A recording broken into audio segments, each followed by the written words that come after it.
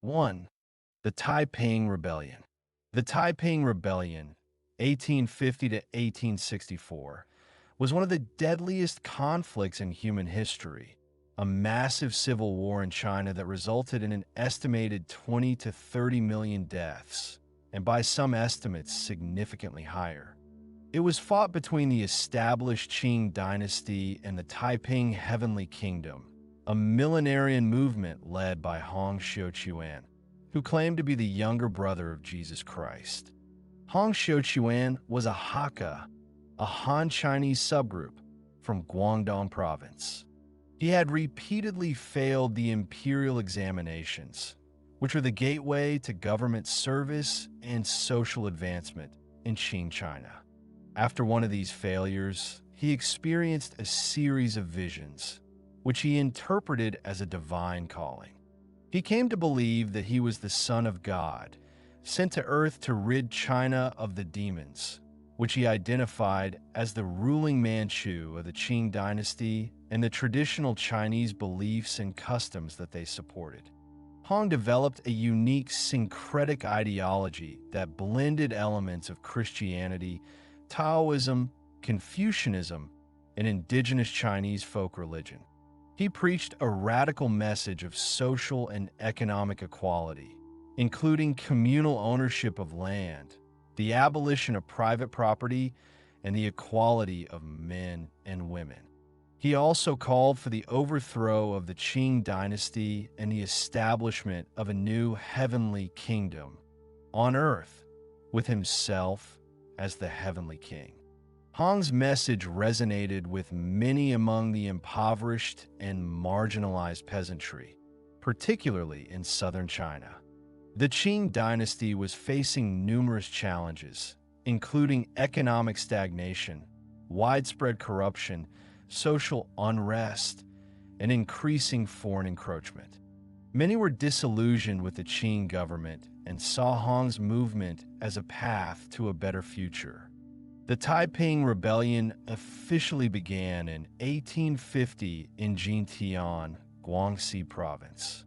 Hong's followers, known as the Taipings, initially consisted of a small band of religious converts, but their numbers rapidly grew as they defeated local Qing forces and gained control of territory.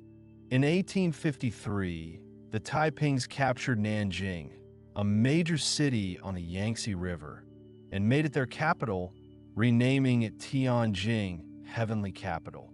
The Taiping Heavenly Kingdom implemented radical social and economic reforms in the areas it controlled. Private property was abolished, and land was distributed equally among the people. Men and women were declared equal, and women were allowed to serve in the Taiping army and administration. Foot binding, a common practice among Chinese women, was banned. Opium smoking, gambling, and prostitution were outlawed. The Taipings also created their own calendar and simplified the Chinese writing system. The Qing dynasty, initially slow to respond to the rebellion, eventually mobilized its forces to crush the Taipings. The war was brutal and devastating, characterized by widespread massacres and destruction. Both sides committed atrocities, and the civilian population suffered immensely. The Qing forces were eventually aided by Western powers, including Britain and France, who saw the Taipings as a threat to their economic interests in China. The Taiping Rebellion gradually weakened due to internal conflicts, strategic mistakes, and the increasingly effective Qing counteroffensive. Hong Xiuquan became increasingly isolated and paranoid, relying on a small circle of loyal followers. In 1864, Nanjing was besieged by Qing forces and Hong Xiuquan died, either by suicide or illness. The city fell shortly after, and the remaining Taiping forces were defeated, effectively ending the rebellion. The Taiping Rebellion had a profound impact on Chinese history. It devastated the economy, caused widespread death and destruction and weakened the Qing dynasty, contributing to its eventual downfall in 1912. The rebellion also demonstrated the deep-seated social and economic problems in Qing China and inspired future revolutionary movements. The Taiping's social reforms, particularly their emphasis on equality and communal ownership, had a lasting influence on Chinese thought and politics. It is seen as a precursor to later communist movements. That a truly staggering number of deaths, 20 to 30 million people, maybe more. It's hard to even imagine a conflict on that scale. It's amazing how one person's visions could lead to such a massive upheaval. The mix of Christianity and Chinese beliefs is fascinating, and the social reforms they try to implement were pretty radical for the time. It's a brutal reminder of how quickly things can fall apart when people are desperate and looking for change. The fact that it weakened the Qing dynasty so much makes it a really important turning point in Chinese history. 2. The Year Without a Summer, 1816. The year 1816 is known as the Year Without a Summer due to severe climate abnormalities that caused a dramatic drop in global temperatures, leading to widespread crop failures, famine, and social unrest. This period of extreme weather was primarily caused by the massive eruption of Mount Tambora in Indonesia in April 1815, one of the largest volcanic eruptions in recorded history. The eruption of Mount Tambora was catastrophic. It ejected an estimated 160 cubic kilometers, 38 cubic miles, of material into the stratosphere, including vast quantities of sulfur dioxide gas. This gas reacted with water vapor in the atmosphere to form sulfate aerosols, which spread around the globe, forming a veil that reflected a significant portion of incoming sunlight back into space. This resulted in a significant reduction in global temperatures, a phenomenon known as a volcanic winter. The effects of the Tambora eruption were felt worldwide, but were particularly severe in the Northern Hemisphere. In North America, 1816 brought unseasonably cold temperatures throughout the spring and summer months. There were reports of frost and snow in New England and eastern Canada in June, July, and August. Crops were destroyed by the cold weather, leading to widespread food shortages and soaring prices for grain and other staples. Farmers were forced to slaughter their livestock because they couldn't afford to feed them.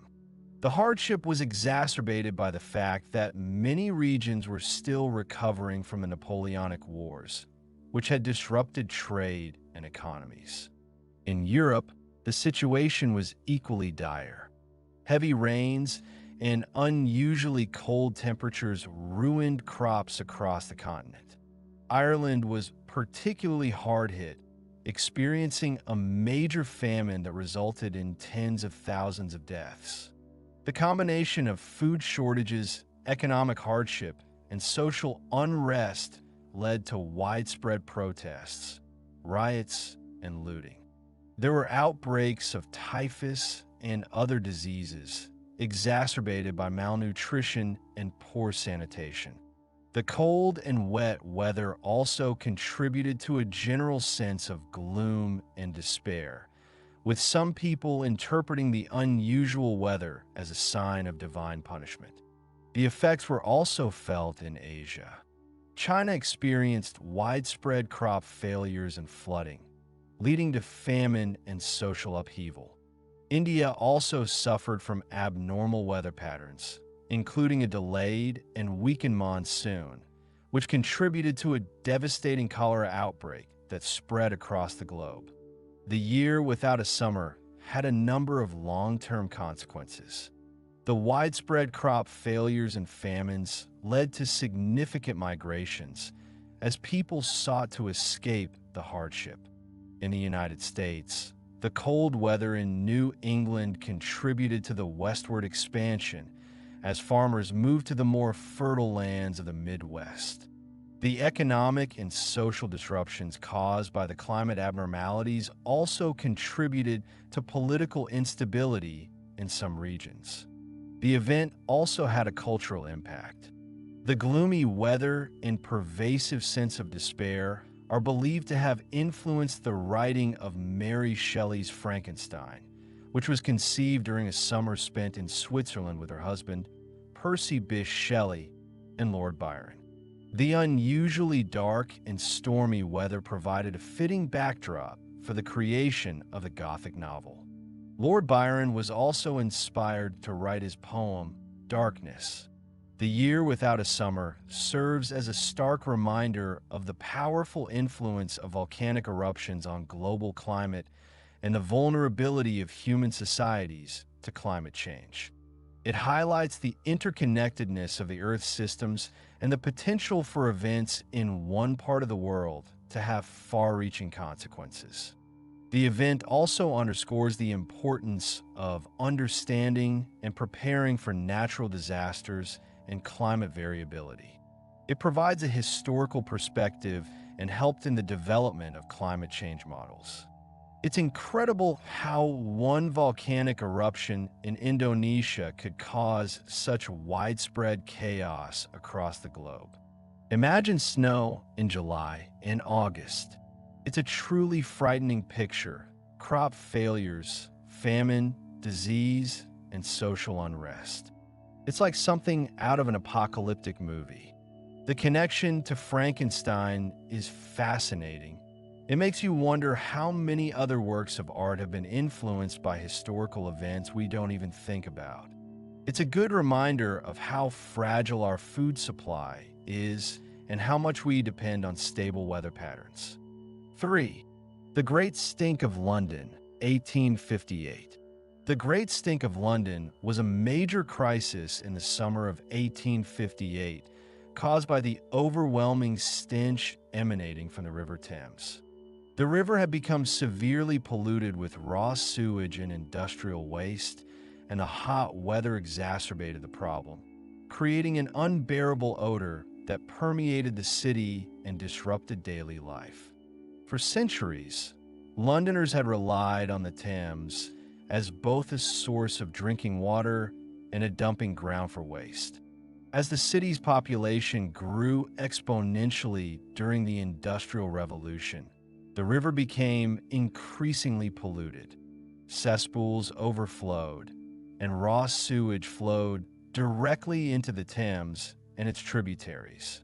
Industrial waste, including chemicals and animal byproducts, added to the pollution. By the mid-19th century, the Thames had become a foul-smelling, disease-ridden cesspool. The water was thick and opaque, and the stench was often described as unbearable, particularly during hot weather. Despite the obvious health risks, little was done to address the problem. Several cholera outbreaks in London during the 1830s and 1840s, which killed tens of thousands of people, were linked to the contaminated water supply, but the prevailing theory at the time was that diseases were spread by miasma, or bad air, rather than through contaminated water. The summer of 1858 brought unusually hot weather to London. The high temperatures exacerbated the stench from the Thames, creating a truly overpowering odor that became known as the Great Stink. The smell was so intense that it permeated homes, businesses, and even the Houses of Parliament, which were located on the banks of the river. Curtains in the Parliament buildings were soaked in chloride of lime in an attempt to mask the odor, but to little avail. Members of Parliament debated relocating the government to a less offensive location. The Great Stink finally forced action. The public outcry and the disruption to government business created an unprecedented sense of urgency. Within 18 days, Parliament passed legislation to fund the construction of a massive new sewage system for London. The project was entrusted to the Metropolitan Board of Works, and the chief engineer was Joseph Bazalgette. Bazalgette's plan was ambitious and groundbreaking. He designed a system of interconnected sewers that would intercept the existing sewage flows and divert them to treatment works located further downriver, away from the city center. The system involved the construction of over 1,100 miles, 1,800 kilometers of new sewers, including large, brick-lined interceptor sewers that ran along the banks of the Thames. The project also involved the construction of pumping stations to lift the sewage to higher elevations, allowing it to flow by gravity to the treatment works. The construction of the London sewage system was a major engineering feat, and it took several years to complete. The main interceptor sewers were completed in 1865, and the entire system was operational by 1875. The project was a resounding success. It dramatically improved the sanitation of London, reduced the incidence of waterborne diseases, and eliminated the infamous stench from the Thames. Bazalgette's sewage system is still in use today, although it has been expanded and upgraded over the years. It is considered a landmark achievement in civil engineering and public health, and it served as a model for other cities around the world. The Great Stink of London serves as a powerful example of how environmental problems can reach a crisis point, forcing action and leading to significant improvements in infrastructure and public health. It's a pivotal moment in urban planning. Imagine a smell so bad it shuts down Parliament. That's how bad the Great Stink was. It's disgusting to think about the Thames being so polluted with raw sewage. It's amazing that it took such a crisis to finally get something done about it. Bazalgette was a genius. His sewage system was a massive undertaking, and it completely transformed London. It's a good reminder that sometimes it takes a major crisis to force people to take action on important issues. And it's a testament to the power of engineering to solve even the most disgusting problems. It is impressive that it is still used in some part today.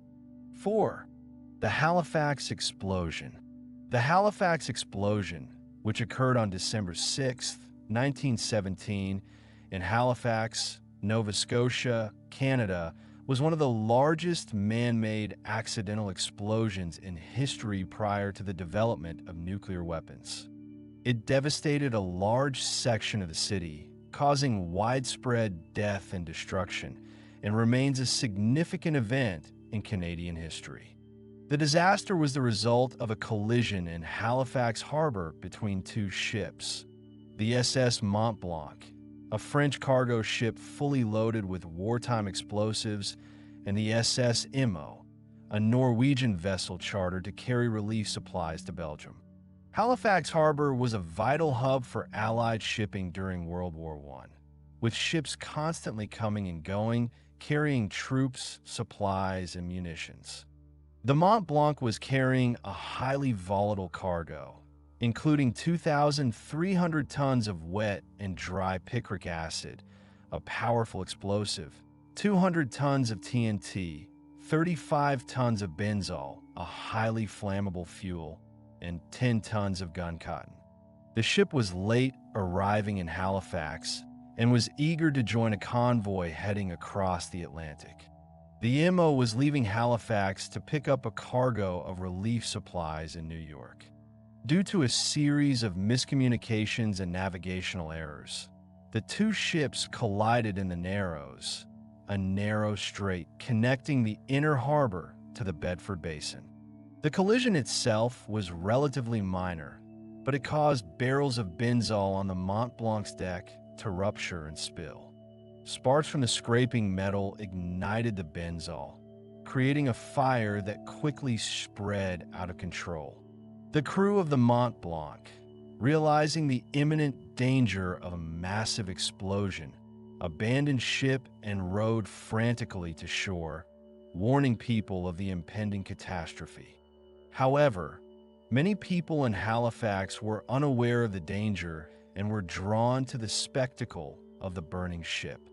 At 9:04 and 35 seconds a.m. AST, the Mont Blanc exploded with devastating force. The explosion leveled the Richmond district of Halifax, an area of about 2 square kilometers, 77 square miles. The blast created a pressure wave that snapped trees, bent iron rails, demolished buildings, and grounded ships. A tsunami, generated by the explosion, surged through the harbor, washing over the shores and causing further destruction. A cloud of white smoke rose to over 6,000 meters, 20,000 feet. The immediate aftermath of the explosion was chaotic. Approximately 2,000 people were killed, and an estimated 9,000 were injured. Many were blinded by flying glass or debris. The explosion and the resulting fires destroyed thousands of homes, leaving many people homeless in the midst of a harsh winter. The response to the disaster was swift and widespread. Rescue efforts began immediately, with survivors and volunteers digging through the rubble to search for victims. Hospitals were overwhelmed, and makeshift medical centers were set up in schools and churches. Aid poured in from across Canada and the United States, including medical supplies, food, clothing, and volunteers. The city of Boston, Massachusetts, in particular, provided significant assistance, and Halifax sends a Christmas tree to Boston every year as a token of gratitude. The Halifax explosion led to significant improvements in harbor safety regulations and the handling of dangerous cargo. It also prompted research into the effects of explosions on buildings and the human body, contributing to advancements in blast injury treatment and structural engineering. A public inquiry was held to investigate the causes of the disaster, and ultimately, both captains were found partially responsible, though charges were later dropped. The Halifax explosion remains a defining moment in Canadian history, a testament to the resilience of the human spirit in the face of unimaginable tragedy. It is commemorated annually in Halifax, and the memory of the disaster serves as a reminder of the importance of safety and preparedness. The blast was so strong that one of the Mont Blanc's anchor shanks, weighing over half a ton, was found 2 kilometers, 2 miles away. That's a truly horrific event. Imagine a ship full of explosives detonating in the middle of a city. The scale of the destruction is just unimaginable. The fact that the crew tried to warn people, but so many were drawn to watch the fire, is particularly tragic. The response from other cities, especially Boston, is heartwarming. It shows how people can come together in times of crisis. It's a good thing they improved safety regulations after that, but it's a terrible price to pay for those improvements. 5. The Library of Alexandria. The Library of Alexandria, located in Alexandria, Egypt, was one of the largest and most significant libraries of the ancient world. It was a center of scholarship and learning for centuries, attracting scholars and researchers from across the Mediterranean and beyond. Its loss is considered one of the greatest intellectual tragedies in history, a symbol of the destruction of knowledge and the fragility of cultural heritage. The library was founded in the 3rd century BCE during the reign of Ptolemy II Philadelphus, one of the successors of Alexander the Great.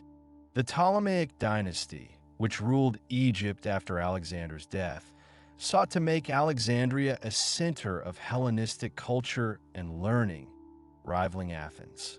The library was part of a larger research institution called the Mouseion Museum, which was dedicated to the Muses, the 9 goddesses of the arts and sciences. The library's collection was vast and ambitious. The Ptolemaic rulers pursued an aggressive acquisition policy, aiming to collect all the world's knowledge. They sent agents throughout the known world to purchase or copy books. Ships entering the harbor of Alexandria were searched, and any books found were confiscated and copied, with the originals often kept in a library and copies returned to the owners.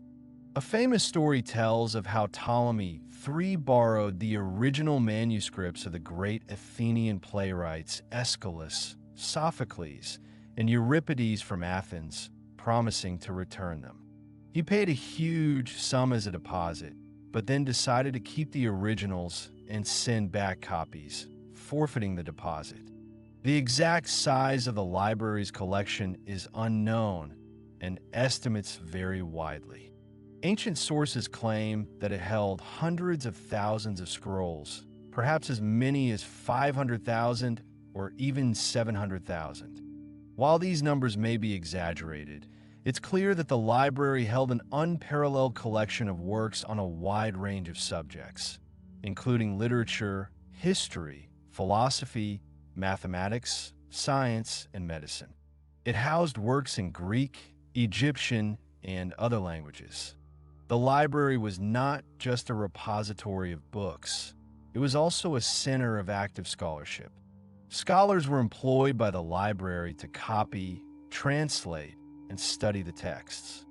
The library was associated with many famous figures of the ancient world, including Euclid, the mathematician, Archimedes, the inventor and mathematician, Eratosthenes, who calculated the circumference of the earth, and Callimachus, a poet and librarian who created one of the first known library catalogs. The destruction of the Library of Alexandria is a complex and controversial topic. There is no single definitive account of its demise. Instead, there were likely multiple incidents over several centuries that contributed to its gradual decline and eventual disappearance.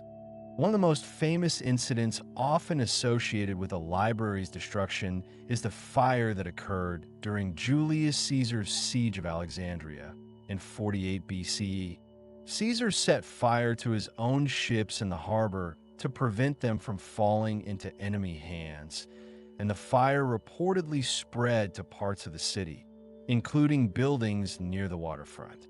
Some ancient sources claim that this fire destroyed the library, or at least part of its collection. However, other sources suggest that the library survived this fire, or that the damage was limited. In subsequent centuries, the library likely suffered from neglect, political instability, and changing cultural priorities. The rise of Christianity and the decline of the Roman Empire led to a shift in intellectual focus, and the library's resources may have been diverted to other purposes. There are also reports of deliberate destruction by various rulers and religious groups. By the 4th century CE, the library had likely ceased to exist as a major institution, although some smaller libraries and collections may have survived in Alexandria. The exact circumstances of its final disappearance remain a mystery. The loss of the Library of Alexandria represents a significant loss of ancient knowledge. Countless works were lost forever, including many that we know of only through references in other surviving texts. The library's destruction serves as a cautionary tale about the importance of preserving cultural heritage and the dangers of neglecting or destroying knowledge. It also highlights the enduring power of ideas and the ongoing quest to recover and understand the past. The story continues through modern archaeological digs and research. It's heartbreaking to think about all that lost knowledge. Imagine all those books, all those scrolls containing the wisdom of the ancient world just gone. It's like losing a huge piece of our history. The story about confiscating books from ships is pretty wild, They were really serious about building that collection. And the fact that there's no single explanation for its destruction makes it even more tragic. It wasn't just one event, but a slow, gradual decline. It really makes you appreciate the importance of libraries and preserving information for future generations. 6. The Children's Crusade.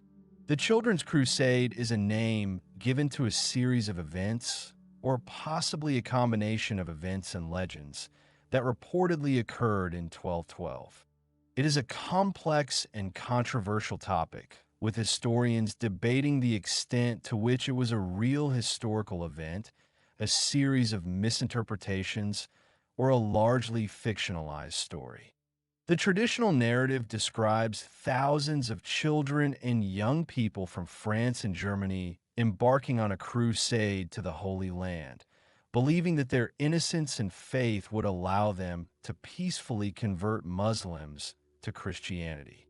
The traditional account of the Children's Crusade is based primarily on a handful of contemporary chronicles, which are often brief and vague. These sources describe two separate movements, one originating in France and the other in Germany. The French movement was reportedly led by a young shepherd boy named Stephen of Cloyes. He claimed to have received a letter from Jesus Christ, instructing him to lead a crusade to Jerusalem. Stephen gathered a large following of children and young people who believed that he had miraculous powers. They marched across France, singing hymns and carrying banners, intending to reach the Mediterranean Sea, where they believed God would part the waters, allowing them to walk to the Holy Land. The German movement was reportedly led by a boy named Nicholas of Cologne. He also claimed to have received divine instructions to lead a crusade. Nicholas gathered a large following, primarily from the Rhineland, and they marched over the Alps into Italy. Many of the children died during the arduous journey due to hunger, disease, and exposure. The fate of the children who participated in these movements is largely unknown. According to some accounts, the children who reached the Mediterranean Sea were disappointed when the waters did not part.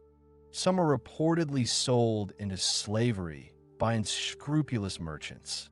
Others may have returned home, disillusioned and impoverished. Historians have questioned many aspects of the traditional narrative of the Children's Crusade. Some argue that it was not a crusade in the traditional sense, but rather a series of popular religious movements fueled by social and economic unrest. The term children may have been used figuratively to refer to the poor and marginalized, rather than literally to young children. Another theory suggests that the Children's Crusade may have been a misinterpretation of a pueri movement, where pueri referred to landless peasants or wandering poor rather than children. These groups may have been seeking to improve their social and economic conditions through pilgrimage or other religious activities. It is also possible that the accounts of the Children's Crusade were embellished or exaggerated by chroniclers, who may have been influenced by religious zeal or a desire to create a dramatic story. The lack of detailed and reliable sources makes it difficult to determine the precise nature and extent of the events. Regardless of its historical accuracy, the story of the Children's Crusade has captured the imagination for centuries.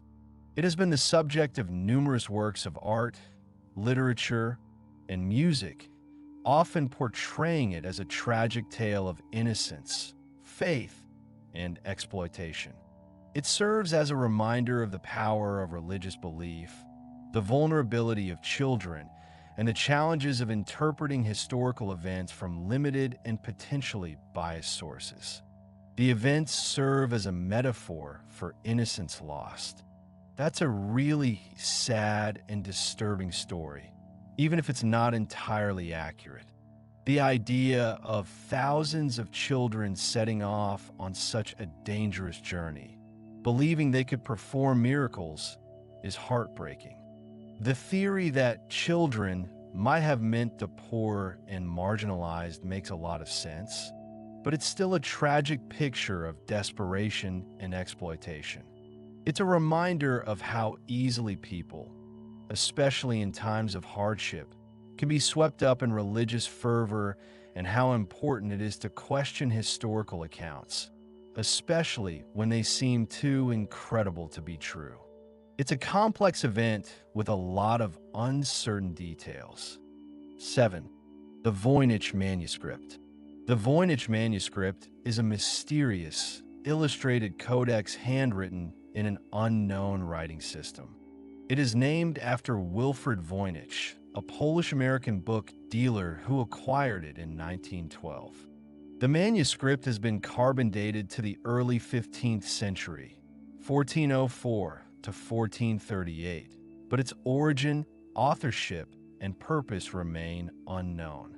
It is considered one of the greatest mysteries in the world of cryptography and historical linguistics. The manuscript is approximately 240 pages long, although it is believed that some pages are missing. It is filled with colorful drawings and diagrams, divided into 6 main sections based on the illustrations. Herbal. This section contains drawings of plants, most of which are unidentified or appear to be fantastical. Each plant is accompanied by paragraphs of text, presumably describing its properties or uses. Astronomical. This section features circular diagrams, some with suns, moons, and stars, suggesting astronomical or astrological content. There are also drawings of zodiac symbols. Biological. This section contains numerous drawings of nude female figures, often immersed in interconnected pools or tubs filled with strange fluids and connected by elaborate networks of pipes. Cosmological. This section features more circular diagrams, but of an obscure nature. It also includes fold-out pages with elaborate designs, including what appears to be a map with 6 islands connected by causeways, castles, and possibly a volcano. Pharmaceutical. This section contains drawings of labeled plant parts, roots, leaves, etc., alongside drawings of objects resembling apothecary jars. There are also accompanying paragraphs of text. Recipes. This section consists of many short paragraphs, each marked with a star or flower-like symbol, suggesting recipes or instructions. The most intriguing aspect of the Voynich manuscript is its unknown script. The text is written from left to right, with a slightly ragged right margin. It consists of over 170,000 characters, most of which are formed from a small set of 20 to 30 distinct glyphs. There are no obvious punctuation marks. Statistical analysis of the text reveals patterns similar to natural languages, including word frequencies and entropy, but it does not match any known language, living or dead. Numerous attempts have been made to decipher the Voynich manuscript over the centuries. Cryptographers, linguists, historians, and amateur codebreakers have all tried their hand at cracking the code, but without success. Some of the theories proposed include cipher. The manuscript is written in a complex cipher, a method of disguising a known language. Various cipher techniques have been proposed, but none have yielded a convincing decipherment. Code. The manuscript uses a code, where words or phrases are replaced with code words or symbols. Unknown language. The manuscript is written in a previously unknown natural language. Constructed language. The manuscript is written in an artificial language created by the author. Hoax. The manuscript is an elaborate hoax, created to deceive or entertain. Glossolalia, a religious-inspired but not fully formed language. The Voynich manuscript has also attracted a great deal of speculation about its content and purpose. Some believe it to be a medieval herbal or medical text, an alchemical treatise, an early science fiction work, or even a message from extraterrestrials. Despite the numerous theories and attempts at decipherment, the Voynich manuscript remains an enigma. It continues to fascinate and challenge researchers, and its true meaning may never be known. It is currently housed in the Beinecke Rare Book and Manuscript Library at Yale University, where it is available for study, but its secrets remain locked within its mysterious pages. The enduring mystery has made it popular in fiction as well. It's like the ultimate puzzle book, but nobody can figure out the solution. Imagine spending years trying to decipher something and still having no idea what it says. The drawings are so strange and detailed. What were they trying to communicate? The hoax theory is interesting, but it seems like a lot of work to go to for a joke. It's amazing that it survived for so long, and that we still have no clue what it means. It's one of those mysteries that will probably keep people guessing for centuries to come. It seems so detailed, it must mean something. 8. The Tunguska event. On the morning of June 30th, 1908, a massive explosion occurred near the Podkamenia Tunguska River in a remote, sparsely populated region of Siberia, Russia. This event, known as the Tunguska event, is the largest impact event on Earth in recorded history. It flattened an estimated 80 million trees over an area of 2,150 square kilometers, 830 square miles, and the shockwave was felt hundreds of kilometers away.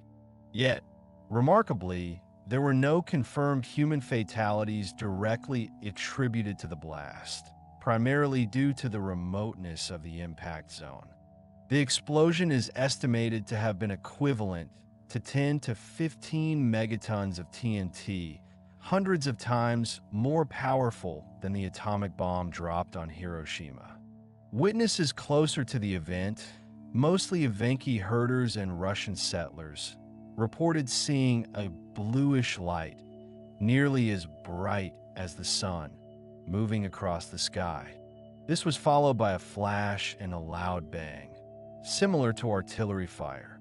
A powerful shockwave knocked people off their feet and shattered windows hundreds of kilometers away. The seismic event was registered by stations across Eurasia, and atmospheric pressure fluctuations were detected as far away as Great Britain. For years, the cause of the Tunguska event remained a mystery. The remoteness of the area and the political instability in Russia at the time, the aftermath of the 1905 revolution and the lead-up to World War I, hindered scientific investigations. The first recorded expedition to the site didn't occur until 1927, led by Leonid Kulik, a Russian mineralogist who was studying meteorites. Kulik was convinced that the event was caused by a meteorite impact. However, Kulik's expeditions, he led several more in the 1930s, found no obvious impact crater. This was a major puzzle. He did find the epicenter of the explosion, a vast area of flattened trees radiating outward from a central point. The trees were scorched and stripped of their branches, but they were still standing upright at the very center, a phenomenon known as the telegraph pole forest. This pattern suggested that the explosion had occurred in the air, not on the ground. Over the decades, numerous theories were proposed to explain the Tunguska event, ranging from the scientific to the fantastical. Some early suggestions included a volcanic eruption, a massive release of natural gas, or even the explosion of a giant methane bubble from the Siberian permafrost. More outlandish theories included the crash of an alien spacecraft or a miniature black hole passing through the Earth. The most widely accepted scientific explanation today is that the Tunguska event was caused by the air burst of a stony meteoroid or comet fragment. This object, estimated to be between 60 and 190 meters, 200 to 620 feet, in diameter, entered the Earth's atmosphere at a high speed, estimated to be over 54,000 kilometers per hour or 33,000 miles per hour. As it descended, it was subjected to immense atmospheric pressure and heat. This caused the object to explode in the air approximately 5 to 10 kilometers, 3 to 6 miles above the Earth's surface. This air burst explains the lack of a large impact crater. The energy of the explosion was released in the atmosphere, creating a powerful shock wave that flattened the trees below. The intense heat generated by the explosion ignited fires across a wide area. The lack of substantial meteorite fragments at the site is also consistent with an air burst, as most of the object would have been vaporized during the explosion. Microscopic silicate and magnetite spheres have been found in the soil of the region, which are consistent with the expected debris from a meteoroid explosion. The Tunguska event serves as a powerful reminder of the potential for catastrophic impacts from space. While events of this magnitude are rare, they do occur, and the Tunguska event provides valuable data for scientists studying the risks posed by near-Earth objects, NEOs. Understanding the Tunguska event helps scientists to develop strategies for detecting and potentially mitigating the threat of future impacts. Ongoing research continues to refine our understanding of the event, using computer modeling and analysis of the remaining evidence to reconstruct the precise details of the explosion. That's a truly terrifying thought. A massive explosion out of nowhere, strong enough to flatten forests for hundreds of miles. It's amazing that nobody was killed just because it happened in such a remote place. The fact that it took so long to even investigate it adds to the mystery. Imagine all those wild theories, alien spaceships, and black holes. The air burst explanation makes the most sense, but it's still mind-boggling to think about something that big exploding in the atmosphere. It's a good reminder that we're not as safe on this planet as we might think. 9. The eruption of Thera, Minoan eruption. The eruption of Thera, also known as the Minoan eruption, was a catastrophic volcanic event that occurred in the Aegean Sea in the mid-2nd millennium BCE, likely between 1600 to 1640 BCE, though precise dating is a matter of ongoing scientific debate. The eruption destroyed the island of Thera, modern Santorini, a major center of the Minoan civilization, and had far-reaching consequences for the Aegean region and beyond. Thera was a volcanic island, part of the South Aegean volcanic arc. The Minoan civilization, based on the island of Crete, was a sophisticated Bronze Age society with advanced art, architecture, and trade networks. Thera was a significant Minoan settlement with a thriving city known as Akrotiri, which was buried and remarkably preserved by the volcanic ash, similar to Pompeii. The eruption of Thera was one of the largest volcanic eruptions in the Holocene epoch, the last 11,700 years. It is estimated to have had a volcanic explosivity index, VEI, of 7, making it a supercolossal eruption. The eruption occurred in several phases, beginning with plenty eruptions that sent a massive column of ash and pumice high into the atmosphere. This ashfall blanketed Thera and surrounding islands, burying Akrotiri and other settlements. The eruption then intensified, generating pyroclastic flows, fast-moving currents of hot gas and volcanic debris that swept across the island, destroying everything in their path. The final phase of the eruption involved the collapse of the volcano's magma chamber, forming a large caldera, a submerged crater that is now the defining feature of Santorini. This collapse triggered massive tsunamis that devastated the coasts of Crete and other nearby islands. The effects of the Thera eruption were widespread. The ashfall affected a vast area, reaching as far as Anatolia, modern Turkey, and Egypt. The tsunamis caused significant damage to coastal settlements, particularly on Crete, where they likely contributed to the decline of the Minoan civilization.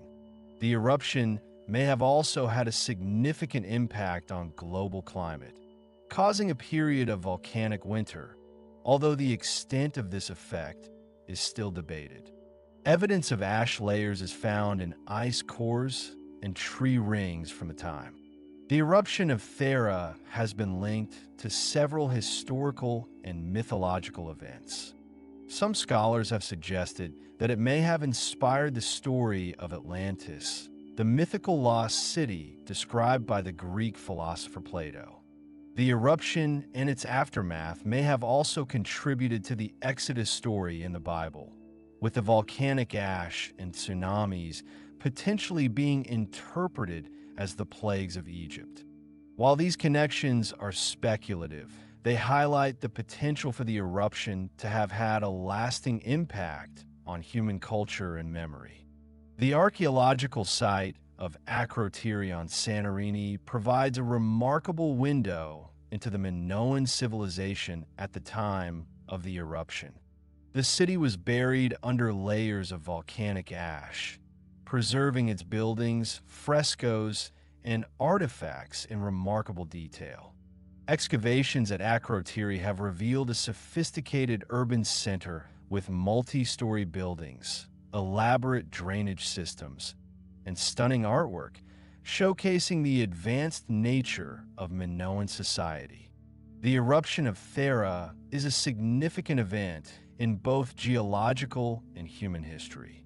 It serves as a reminder of the power of natural disasters and their potential to reshape landscapes, disrupt civilizations, and influence human culture. The ongoing research at Thera and the surrounding region continues to provide valuable insights into the eruption, its effects, and the Minoan civilization that it profoundly impacted. The dating of the eruption also impacts a wide range of historical timelines for the ancient world. 10. The Dyatlov Pass Incident. The Dyatlov Pass incident is a chilling and unsolved mystery that occurred in the northern Ural Mountains of the Soviet Union, now Russia, in February 1959. 9 experienced ski hikers, led by Igor Dyatlov, perished under mysterious circumstances, leaving behind a scene that has baffled investigators and fueled speculation for decades. The group, consisting of 8 men and 2 women, were students and graduates of the Ural Polytechnic Institute. They were on a challenging expedition to reach Otorten, a mountain about 10 kilometers, 6 miles, north of the incident site. The route was categorized as Category 3, the most difficult, requiring significant experience in winter hiking and skiing. The group was well equipped and prepared for the harsh conditions. They began their trek on January 27, 1959. One member, Yuri Yudin, fell ill and turned back on January 28, unknowingly saving his life. The remaining 9 continued their journey, documenting their progress with diaries and photographs. Their last campsite was established on February 1st or 2 on the slopes of Kolit-Syakhl, a mountain whose name translates to Dead Mountain in the local Mansi language, though this translation is debated, and a more accurate one might be Meager Mountain. When the group failed to return as scheduled, a search and rescue operation was launched. On February 26th, searchers found the group's abandoned tent on the slopes of Kholat-Syakhl. The tent was cut open from the inside, and the hikers' belongings, including their shoes and warm clothing, were left inside. This immediately suggested that the hikers had fled the tent in a hurry, in sub-zero temperatures and deep snow. The first two bodies were found near Cedar Tree about a mile, 6 kilometers, downhill from the tent at the edge of a forest. They were both barefoot and dressed only in their underwear. 3 more bodies, including Dyatlov's, were found between the tent and the cedar tree, seemingly suggesting that they had been attempting to return to the tent. The bodies were spaced apart, indicating they died at different times. The remaining 4 bodies were not found until May, when the snow began to melt. They were discovered in a ravine further into the forest, about 75 meters, 250 feet, from the cedar tree. These 4 had suffered traumatic injuries, including major skull damage and chest fractures. One of the hikers, Ludmila Dubinina, was missing her tongue, eyes, part of her lips, facial tissue, and a fragment of her skull bone. The investigation into the incident was shrouded in secrecy. The official conclusion was that the hikers had died due to a compelling natural force. However, the lack of a clear explanation and the unusual circumstances surrounding the deaths led to widespread speculation and numerous theories. Some of the key puzzling details include the cut tent. Why did the hikers cut their way out of the tent instead of using the entrance? Lack of clothing. Why did they flee the tent in such extreme cold without adequate clothing? The injuries. What caused the severe traumatic injuries to some of the hikers? Radiation. Traces of radiation were found on some of the hikers' clothing, although the levels were not considered dangerously high. Missing body parts. Why was Ludmila missing parts of her body? Scavengers? Or something else? The Orange Spheres. Another hiking group camping about 50 kilometers, 31 miles, south of the incident site reported seeing strange orange spheres in the night sky in the direction of Kholat-Syakhl on the night of the incident. Numerous theories have been proposed, including avalanche.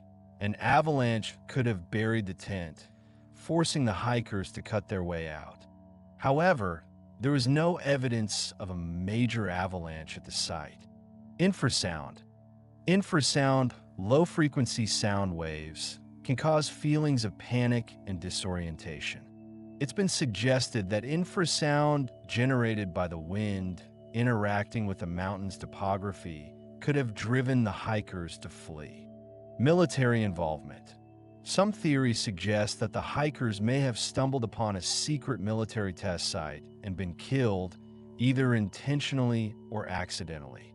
The radiation found on the clothing is sometimes cited as evidence of this. Paradoxical undressing.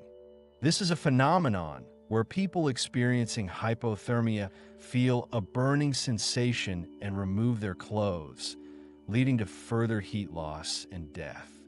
Mansi attack. There was initial speculation that the local Mansi people might have attacked the hikers, but this theory was quickly dismissed. Yeti or other cryptids. The explanation some people prefer is that the hikers were attacked by an unknown creature.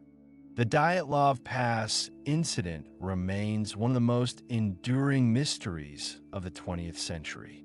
The combination of strange circumstances, lack of a definitive explanation, and the Soviet-era secrecy surrounding the investigation has fueled countless theories and continues to fascinate people around the world. In 2019, Russian authorities reopened the investigation, and in 2020, they concluded that an avalanche, combined with poor visibility and the hikers' inadequate response, was the most likely cause of death. However, this explanation has not satisfied many, and the mystery continues to be debated and researched.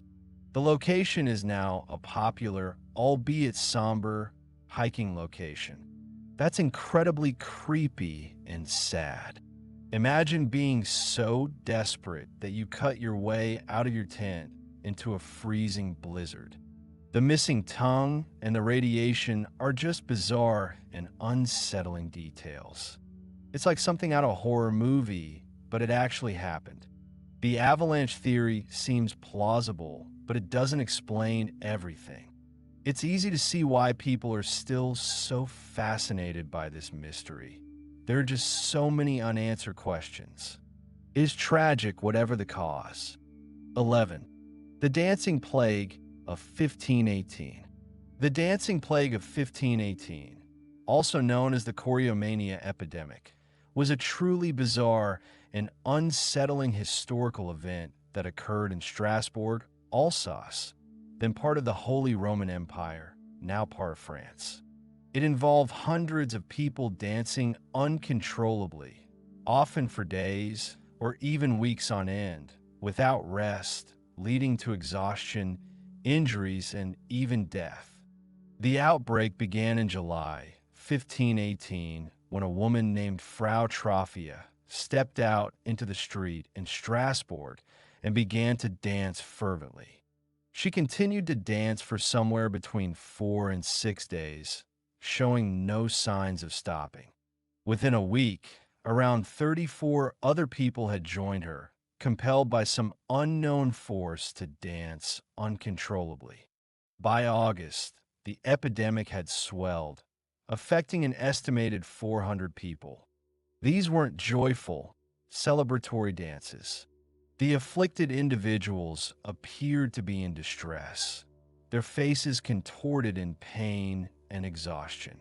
They were often described as being in a trance-like state, seemingly unable to control their movements.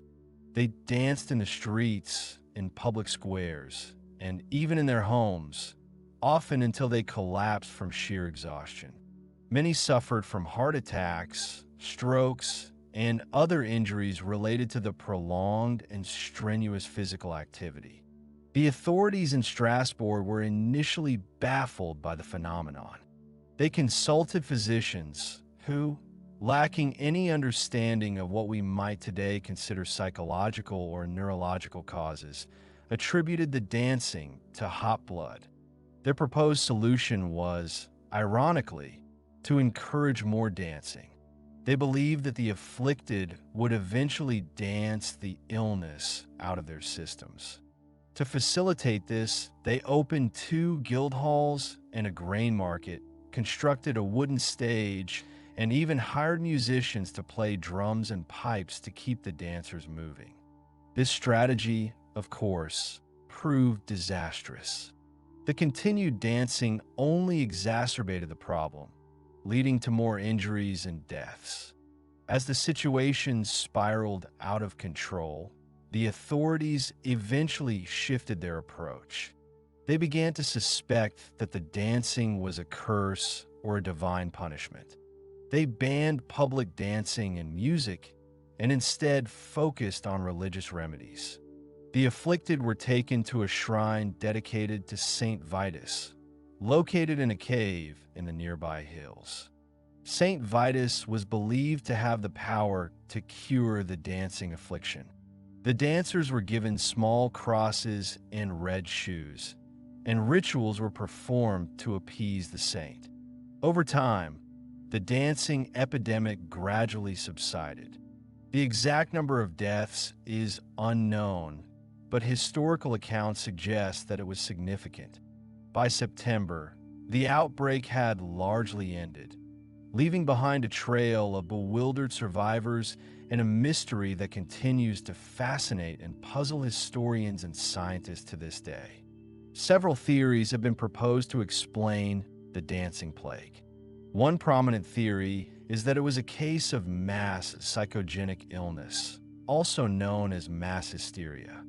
This is a phenomenon where psychological stress manifests itself in physical symptoms, spreading rapidly through a population. Factors that could have contributed to such stress in 1518 Strasbourg include famine, disease, and social unrest. The prevailing religious beliefs and superstitions of the time could have also amplified the spread of the phenomenon. Another theory suggests that the dancing was caused by ergot poisoning. Ergot is a fungus that can grow on rye and other grains, and when ingested, it can cause a variety of symptoms, including hallucinations, convulsions, and gangrene. However, ergot poisoning doesn't fully explain the synchronized and prolonged nature of the dancing. Some historians also point out it's unlikely, as ergot poisoning also makes it hard to coordinate. A third, less likely theory is that the dancers were members of a heretical religious sect engaging in ecstatic rituals. However, there's little evidence to support this claim. The dancing plague of 1518 remains one of the most intriguing and unexplained events in history. It's a stark reminder of the power of the human mind, the influence of social and environmental factors on behavior, and the limits of our understanding of historical events. It serves as a chilling example of how fear, stress, and belief can combine to create extraordinary and devastating phenomena. The combination of historical records and later analysis provide a window into the past. Imagine hundreds of people dancing themselves to death, and nobody knows why. It's like something out of a horror movie. The hot blood theory is wild. Imagine doctors telling you to dance more when you're already collapsing from exhaustion. It makes you realize how much medical knowledge has advanced. The idea of mass hysteria makes the most sense, I guess, but it's still so strange and unsettling. It's a good thing that doesn't happen anymore, or at least not that we know of. The fact that we're still not entirely sure what caused it is the most unsettling part. 12. The Great Emu War. The Great Emu War, also known as the Emu War, was a bizarre military operation undertaken in Australia in late 1932.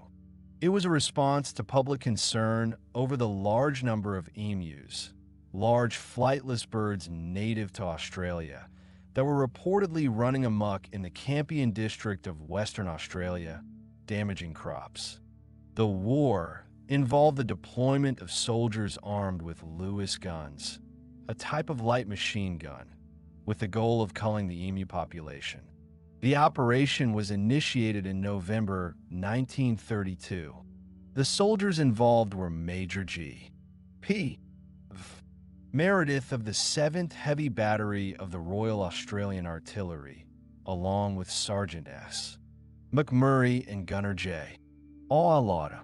They were under the command of Major Meredith and equipped with 2 Lewis guns and 10,000 rounds of ammunition. The farmers in the region had requested military assistance, citing the significant damage the emus were causing to their wheat crops, which were already suffering from the effects of the Great Depression. The initial attempts to cull the emus proved to be far less effective than anticipated. The emus, surprisingly, were incredibly agile and difficult to target. They displayed a remarkable ability to scatter quickly when fired upon, making it challenging for the soldiers to achieve a significant kill count. One of the first engagements occurred near Campion, where around 50 emus were sighted. The soldiers attempted to herd the birds into an ambush, but the emus split into small groups and ran in different directions, making it difficult for the machine guns to be effective. A second attempt was made a few days later, near a local dam, where more than 1,000 emus were reportedly gathered. This time, the soldiers waited until the emus were in close range before opening fire. However, After only a dozen or so emus were killed, one of the guns jammed, allowing the remaining birds to escape. The emu's speed and maneuverability continued to frustrate the soldiers' efforts. They often appear to be out of range before the soldiers could even fire, and even when hit, some emus were able to run away. The media coverage of the event was largely negative, with reports highlighting the ineffectiveness of the operation and the perceived absurdity of soldiers being defeated by birds. The term Emu War itself was used satirically by some commentators. One ornithologist, Dominic Cervini, even commented that the machine gunners' dreams of point-blank fire into serried masses of emus were soon dissipated. The Emu Command had evidently ordered guerrilla tactics, and its unwieldy army soon split up into innumerable small units that made use of the military equipment uneconomic. A crestfallen field force therefore withdrew from the combat area after about a month. After several days of unsuccessful attempts, Major Meredith was forced to concede that the emus were far more resilient and cunning than anticipated. On November 8th, just 6 days after the first engagement, the military operation was withdrawn. Reports from the period indicate that only a relatively small number of emus were killed, far fewer than the thousands that had been initially targeted. The operation was later resumed, with a second attempt beginning on November 13th, 1932. This second phase proved to be somewhat more successful, although still far from achieving the initial goal of significantly reducing the emu population. Reports vary, but it's estimated that around 986 emus were killed during this second phase, using approximately 9,860 rounds of ammunition, an average of 10 bullets per confirmed kill. Major Meredith claimed that his men had suffered no casualties. The Great Emu War became a subject of ridicule and a symbol of military overreach and ineffectiveness. Despite the military's efforts, the emu population continued to be a problem for farmers in the region. Subsequent requests for military assistance were denied, and farmers were encouraged to use other methods, such as fencing and bounty systems, to control the emu population. The war remains a curious and often humorous footnote in Australian history, highlighting the unexpected challenges of wildlife management and the limitations of military solutions to agricultural problems. It stands as a testament to the resilience and adaptability of the emu, and a cautionary tale about underestimating one's opponent, even if that opponent is a bird. The farmers eventually found more success with a bounty system and improved fencing techniques that were put in place. Imagine going to war with birds and losing. It's almost comical how badly the military underestimated the emus. 10 bullets per bird? That's some seriously bad marksmanship or some seriously tough birds. It really highlights how even the best laid plans can go completely wrong when dealing with nature. You'd think a machine gun would be enough, but those emus were just too fast and too smart. It's a good thing they didn't ask for military help again. I bet the soldiers were relieved to not have to chase those birds anymore.